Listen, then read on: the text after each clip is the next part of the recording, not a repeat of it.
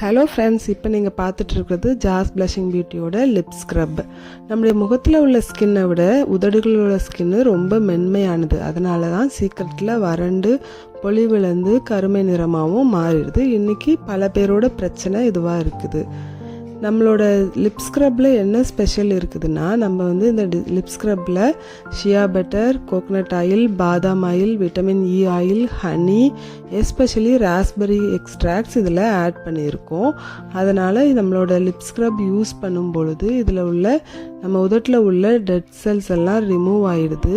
மெயினான இன்க்ரெடியன்ஸே இதில் சுகர் அப்படின்றதுனால இதை வச்சு நாம் மென்மையாக மசாஜ் பண்ணும் பொழுது நம்மளோட உதட்டில் உள்ள டெட் செல்ஸு ஜென்டிலாக ரிமூவ் ஆகுது.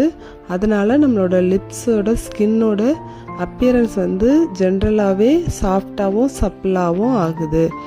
இதை ஆண்களும் பெண்களும் வீக்லி ஒன்ஸ் யூஸ் பண்ணலாம். தொடர்ந்து யூஸ் பண்ணும் பொழுது நம்ம உதடுகளில் உள்ள பிரச்சனையெல்லாம் இயற்கையாகவே சரியாயிடுது. உதடுகளும் பொலிவாக மாறுது. தேங்க்யூ.